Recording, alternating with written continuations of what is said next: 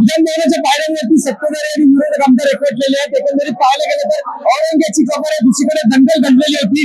या सगळ्या प्रकरणावरून एकीकडे आपण पाहतोय या ठिकाणी ही गोंधळ झाल्याचं पाहायला मिळत आहे. सत्ताधारी आणि विरोधक आमदार या ठिकाणी आंदोलन करताना पाहायला मिळत आहे. अनेक आमदार सुद्धा सत्ताधारी आणि विरोधक आहेत, त्यांच्याशी आपण या ठिकाणी बातचीत करण्याचा प्रयत्न करणार आहोत. मात्र औरंगाच्या कबरीवरून या ठिकाणी हा सगळा वाद झाल्याचं पाहायला मिळत आहे. एकीकडे दंगल झाली आहे काल नागपुरामध्ये, त्याच्या मुद्द्यावरून विरोधकांनी मुद्दा उपस्थित केलेला आहे.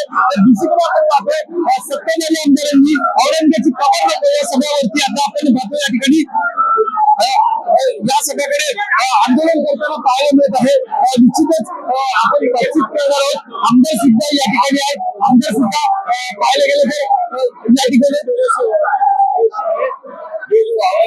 सत्ताधारी आणि विरोधक आमदार हे या ठिकाणी विधानभवनाच्या पाहायला मिळत आहेत. आपल्याला आंदोलन जे त्या ठिकाणी होत आहे. एकीकडे मुद्दा जर आपण पाहिला औरंगाच्या कबरीचा हा मुद्दा आहे, दुसरीकडे आपण मुद्दा पाहिला तर नागपुरामध्ये पण दंगल घडली त्याचा मुद्दा आहे. त्यामुळे निश्चितच आपण पाहतोय या ठिकाणी हा सगळा दंगल जी घडली होती नागपुरामध्ये त्याच्या विरोधात इकडे या सगळ्यावरती विरोधक एकवटण्याचं पाहायला मिळत आहे. त्यामुळे निश्चितच आता या सगळ्याला सरकारकडून गृहमंत्रालयावरती विरोधकांकडून प्रश्न उपस्थित केले जात आहेत. पुन्हा एकदा पाहिलं तर सर्व विरोधक आणि सत्ताधारी आमदार हे आपल्याला गुलाबराव पाटीलची काल ही घटना कशी आहे ज्यांनी या देशाला लुटलं, ज्यांनी हिंदू धर्माच्या महिलांवर अत्याचार केले, ज्यांनी आपले किल्ले गड त्याप्रमाणे संभाजी महाराजांना कैद केलं आणि अत्याचार केले, अशा औरंगाची कबर रसावी या पद्धतीचं हे आंदोलन या ठिकाणी सुरू आहे. कुठे काल नागपूरमध्ये जी घटना घडली हे बघा, जे या देशामध्ये राहणारे मुसलमान आहेत, या देशाला मानतात, त्यांचा हा विषय त्यांना मान्य आहे. पण जे इथं अतिरेकी विचार डोक्यामध्ये ठेवतात त्यांनी ही दंगल घडवून आणली असा आमचा आरोप आहे. सत्ताधारी आमदार औरंगाची कबर नको म्हणून इकडे आंदोलन करतायत. मात्र दंगल झाली त्याला मुद्दा धरून विरोधकांना हेच पाहिजे, फक्त ते मताचं राजकारण करतायत. त्यांना मतांशिवाय दुसरं काही समजत नाही.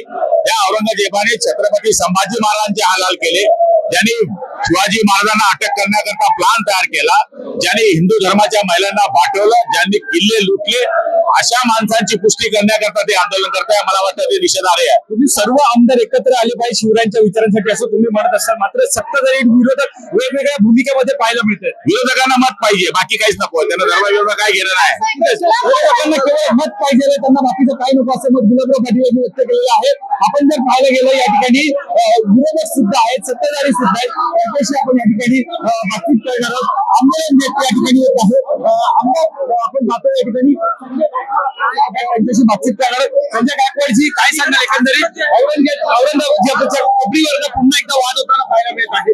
औरंगजेबची कबर या महाराष्ट्रात राहता कामा नये ही सगळ्यांची भावना आहे. आणि काल नागपुरामध्ये ज्या लोकांनी त्याच्या समोर दंगल केली, हा ज्या लोकांनी दंगल केली, तुमचं काय औरंगजेबचा बाप लागतं का तुमचा? त्या औरंगजेबाने बाप सोडणार नाही, औरंगजेबाने भाऊ सोडणार नाही, त्याचा पोरगा सोडणार नाही, तुम्हाला काय सोडणार आहे? आणि तुम्हाला काय पुढे येतो देशात राहून त्या लोकांचा? आणि म्हणून ते कबर हटवली पाहिजे, याच्याकरता आमचं आंदोलन चालू आहे. कबर हटवण्यासाठी तुम्ही एकत्र आहात, मात्र विरोधक म्हणत आहेत काल दंगल झाली की दंगल नको. दंगल तर आम्हालाही नको, आमचं तेच म्हणणं आहे. औरंगजेबाचा कोणी या देशात नातेवाईक नाही, कोणी समर्थक नाही, मग तुम्ही दंगली का करता? तुमचा काय संबंध आहे? औरंगजेबाचं एवढं आंदोलन केलं तर तुम्हाला मिरची काय लागतं? काय नेमकं कारण काय? औरंगजेबाच्या बाबत सत्ताधाऱ्यांनी बोलल्यानंतर विरोधकांना का राग येतो? ही औरंगजेबाची औलाद आहे. औरंगजेबाचं समर्थन करणारे औरंगजेबाची औलाद आहे, त्यांना फुलका आहे म्हणून समर्थन करतात. ही औरंगजेबाची औलाद आहे असं म्हणत या ठिकाणी संजय गायकवाड यांनी अत्यंत आपण निषेध केल्याचं पाहिलं होत आहे.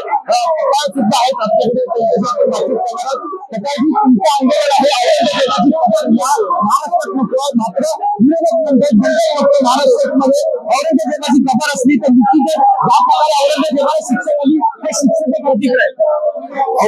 याच्यातून सिद्ध होतोय हे औरंगाबादचे भक्त झाले. या भक्तांनी समजून घेतलं पाहिजे औरंगाबादनी आपल्यावरती काय अत्याचार केला होते. त्यामुळे आमची भूमिका ठाम आहे. औरंगाबादची जी खबर आहे ती उघडून काढायची आहे, ती काय थांबायची नाही. तुम्ही आंदोलन करता, तुमच्या मागे विरोधक म्हणतात नागपूरमध्ये कायदा सुव्यवस्था निर्माण झालाय. कुणामुळे झालं? कायदा सुव्यवस्था कुणामुळे निर्माण झाली याचं आत्मपरीक्षण त्यांनी करावं. कायदा सुव्यवस्था कुणामुळे बिघडली आत्मपरीक्षण सरकार त्याचा शोध घेईल.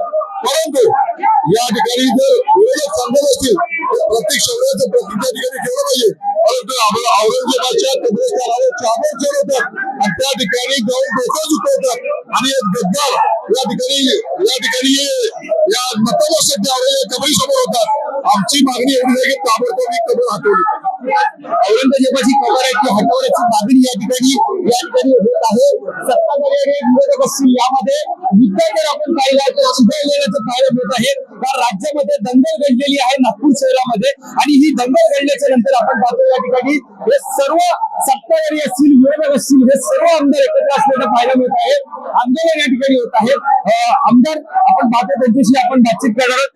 महेश सावंतजी काय सांगाल? काल नागपुरामध्ये घटना घडली, नागपुरामध्ये आंदोलन झालं, आता विरोधक या ठिकाणी आंदोलन करतात. काल नागपुरामध्ये जी काही घटना घडली, बीजेपीला जातीय दंगल कुठेतरी घडवायची आहे, परंतु महाराष्ट्राची जनता एकदम सूक्ष्म आहे. नागपूरची दंगल तिथे थांबली, त्यामुळे दोन्ही गटाचे आम्ही आभार मानतो की कुठे त्याची देणगी महाराष्ट्रभर पसरलेली आहे. आणि जी काही दंगल 93 साली दंगल भरली, ती दंगल आम्हाला माहिती आहे. शिवसेनेवरती जास्तीत जास्त केस भरली, हे भाजपवाले त्या घरात बसून झोपून होते. पण दंगल पुन्हा नको, कारण दंगल झाली तर जास्तीत जास्त केसेस शिवसेनेवरती पडलेले होते. या ठिकाणी दंगल जी आहे ती आपण पाहतो की राज्यामध्ये घडलेली आहे आणि या घडलेल्या दंगलीचा विरोधकांकडून निषेध केला जातो. मात्र सत्ताधाऱ्यांचं केवळ एकच म्हणणं ते म्हणजे या राज्यामध्ये औरंगजेबाची कबर नको. यावरूनच वाद होताना पाहायला मिळत आहे. आमदार त्यांच्याशी आपण या ठिकाणी बातचीत करण्याचा प्रयत्न करणार आहोत. सातत्याने जर पाहायला गेलं तर या ठिकाणी हे सर्व आपण पाहतो या ठिकाणी हे सत्ताधारी असतील हे विरोधक असतील या ठिकाणी पाहायला मिळते. आमदार सुनील शिंदे आपल्यासोबत आहेत. पाहते समोर तुम्ही विरोधक काल दंगल घडली नागपुरामध्ये त्याचा निषेध करत आहेत, मात्र सत्ताधारी म्हणतात औरंगजेबाची कबर महाराष्ट्रात नको. दोन्ही सत्ताधारी विरोधक एकाच मुद्द्यावरून या ठिकाणी आंदोलन करताना पाहायला मिळत आहे. ढोंगीपणा काय असतो ना ते सत्ताधाऱ्यांकडून या ठिकाणी दिसतंय. ढोंगीपणा का पण कारण काय? आता सगळी जनता बघते जे काय चाललंय ते ढोंगीपणा. निश्चितच आपण पाहतो सगळी जनता बघते. आपण पाहतो या ठिकाणी नाना पटोले असतील आणि विधानसभा अध्यक्ष असतील राहुल गांधी हे एकत्र येताना पाहायला मिळत आहे.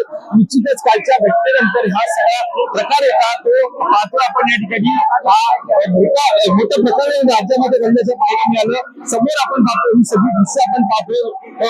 जर दृश्य समोर जर पाहिली तर निश्चितच हे सगळे विरोधक असतील सत्ताधारी आमदार असतील एकत्र पाहायला मिळत आहेत. औरंगजेबाच्या कबरीचा मुद्दा घेऊन या ठिकाणी आंदोलन केल्याचं पाहायला मिळत आहे. आपण पाहतोय या ठिकाणी अजूनही हे सर्व बरेचसे या ठिकाणी अजूनही आपण पाहतोय आंदोलन होताना पाहायला मिळत आहे. बरेचसे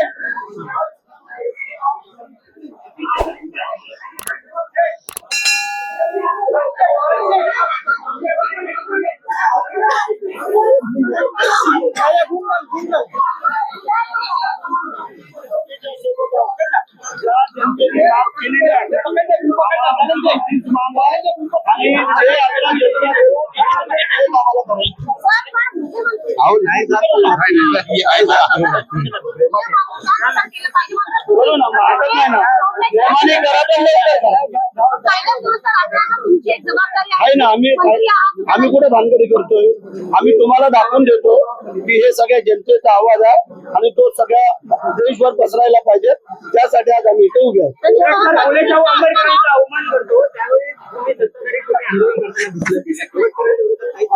पोरात करायला रितसर त्याच्यावरती खटला दाखल झालेला, गुन्हा दाखल झालेला, त्याला आता अँटीसेप्टी बेल मिळालेला, परंतु त्यांनी जे चुकीचे केले त्याला प्रायश्चित मिळालं.